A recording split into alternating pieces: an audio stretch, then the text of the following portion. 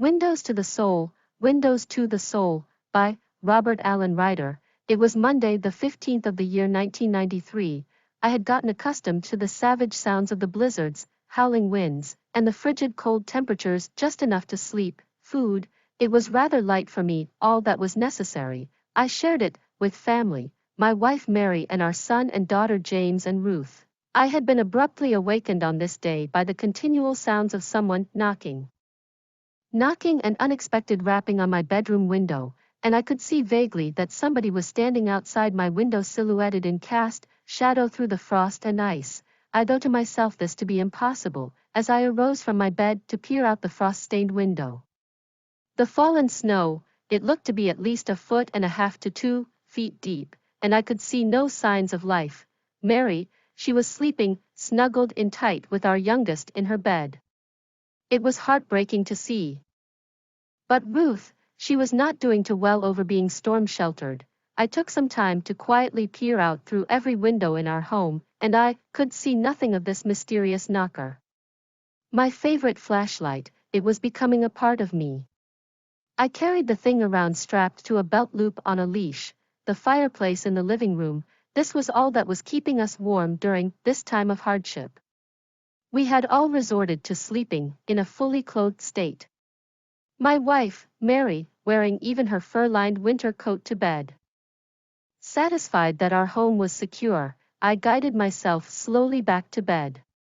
How I wished and even prayed for a freshly perked hot pot of Maxwell House Original roast coffee, as I unwittingly stumbled over one of my son's shoes, words gnawed, needs spoken, stifled by a faith that I never knew I would have.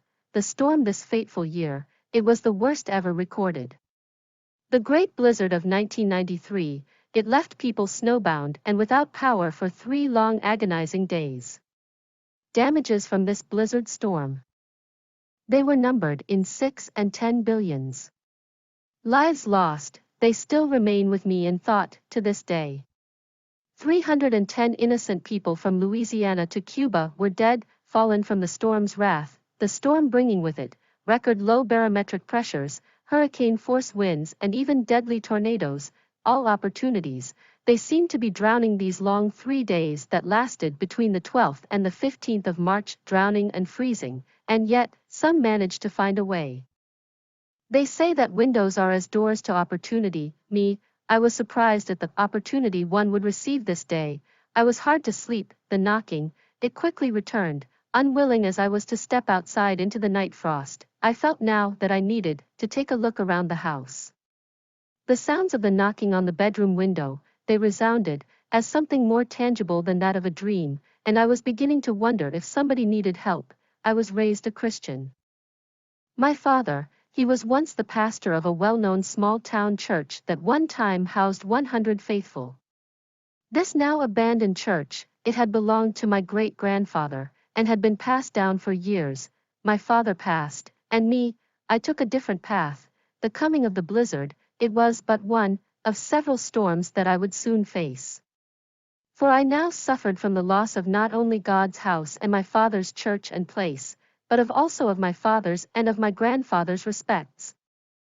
For keeping up the family church in faith, the foreclosures, these happened right at the height of the coming blizzard. I was unemployed and I was living off of my father's estate. I had no money beyond that which was left to me. This inherited estate money, it was being used to keep up payments on our own place. I felt that there was nothing I could do. I felt totally alone, and the situation, it seemed hopeless. I felt that I had no choice but to let the family church and my father's place go. My father, he owed high-dollar payments on both, and we just could not afford to keep any of the material properties of his estate.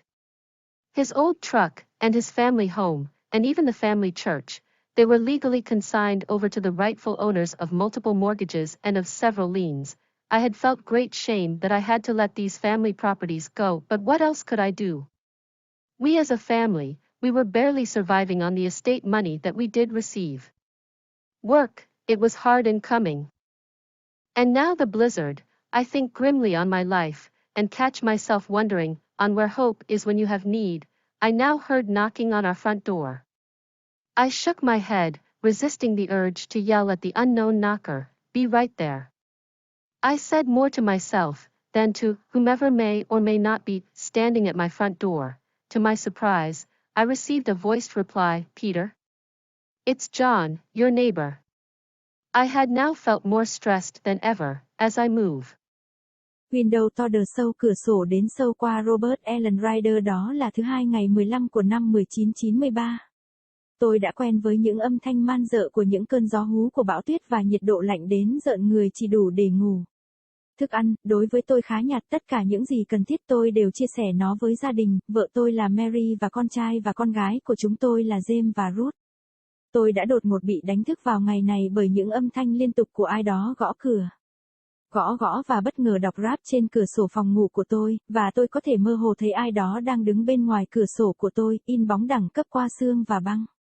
Tôi cho rằng điều này là không thể khi tôi đứng dậy từ giường của mình để nhìn ra cửa sổ mờ sương. Tuyết rơi, có vẻ sâu ít nhất là 1,5 mét đến 2 mét. Và tôi không thể nhìn thấy dấu hiệu của sự sống.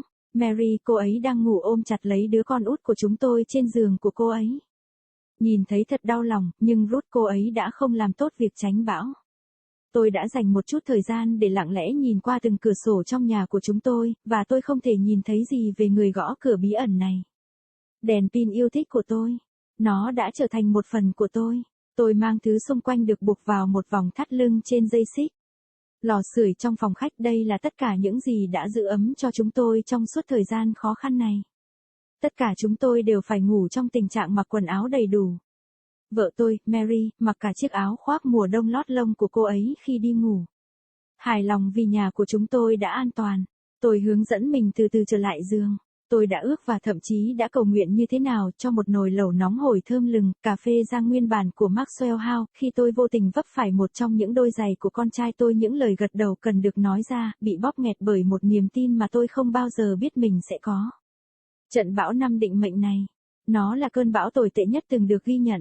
Trận đại bão tuyết năm 1993, nó khiến mọi người chìm trong tuyết và không có điện trong 3 ngày dài đau đớn. Thiệt hại do trận bão tuyết này gây ra chúng được tính bằng 6 và 10 tỷ. Những cuộc đời đã mất, họ vẫn còn với tôi trong suy nghĩ cho đến ngày nay.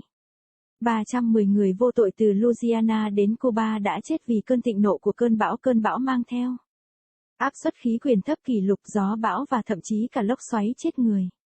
Tất cả các cơ hội, dường như chúng đang chết chìm trong 3 ngày dài kéo dài từ ngày 12 đến ngày 15 tháng 3, chết đuối và chết cóng, nhưng một số vẫn tìm ra cách. Họ nói rằng cửa sổ giống như cánh cửa mở ra cơ hội, tôi rất ngạc nhiên về cơ hội mà tôi sẽ nhận được vào ngày này. Tôi khó ngủ tiếng gõ cửa, nó nhanh chóng trở lại. Không muốn bước ra ngoài trời sương đêm, tôi cảm thấy bây giờ tôi cần nhìn quanh nhà. Chúng vang lên những tiếng gõ cửa sổ phòng ngủ, như một thứ gì đó hữu hình hơn là một giấc mơ, và tôi bắt đầu tự hỏi liệu có ai đó cần giúp đỡ không. Tôi đã lớn lên là một cơ đốc nhân. Cha tôi, ông đã từng là mục sư của một nhà thờ nổi tiếng ở thị trấn nhỏ, nơi từng có 100 tín hữu. Nhà thờ này đã bị bỏ hoang này thuộc về ông cố của tôi, và đã được truyền lại trong nhiều năm. Cha tôi đã đi qua, và tôi đã đi một con đường khác. Bão tuyết sắp đến, đó chỉ là một trong số nhiều cơn bão mà tôi sẽ sớm phải đối mặt. Vì bây giờ tôi đã phải chịu đựng sự mất mát không chỉ nhà của Đức Chúa Trời, nhà thờ và địa điểm của cha tôi, mà còn cả sự kính trọng của cha tôi và ông tôi, vì đã giữ vững đức tin của hội thánh gia đình. Những vụ tịch thu nhà, những chuyện này xảy ra đúng vào đỉnh điểm của trận bão tuyết sắp tới. Tôi thất nghiệp và tôi sống nhờ tài sản của cha tôi. Tôi không có tiền ngoài số tiền đã để lại cho tôi. Số tiền di sản thừa kế này, nó đang được sử dụng để thanh toán cho chính chúng tôi. Tôi cảm thấy rằng tôi không thể làm gì được. Tôi cảm thấy hoàn toàn đơn độc và hoàn cảnh, nó dường như vô vọng. Tôi cảm thấy rằng tôi không còn lựa chọn nào khác ngoài việc để nhà thờ gia đình và nơi ở của cha tôi đi. Cha tôi, ông ấy nợ cả 2 khoản thanh toán bằng đô la cao, và chúng tôi không đủ khả năng để giữ bất kỳ tài sản vật chất nào trong gia sản của ông ấy.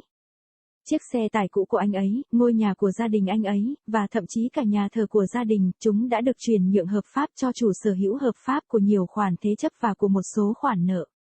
Tôi đã cảm thấy vô cùng xấu hổ khi phải để những tài sản gia đình này đi, nhưng tôi có thể làm gì khác. Chúng ta như một gia đình, chúng tôi hầu như không sống sót bằng số tiền bất động sản mà chúng tôi đã nhận được. Công việc nó là khó khăn để đến, và bây giờ là trận bão tuyết. Tôi suy nghĩ mông lung về cuộc sống của mình, và bắt mình tự hỏi hy vọng ở đâu khi bạn cần. Bây giờ tôi nghe thấy tiếng gõ cửa trước của chúng tôi. Tôi lắc đầu chống lại ý muốn hét lên với người gõ cửa không quen biết. Đến ngay đó, tôi đã nói với chính mình nhiều hơn bất cứ ai có thể có hoặc có thể không đang đứng trước cửa nhà tôi. Trước sự ngạc nhiên của tôi nhận được một câu trả lời bằng giọng nói. Peter, đó là John, hàng xóm của bạn. Bây giờ tôi cảm thấy căng thẳng hơn bao giờ hết khi tôi di chuyển.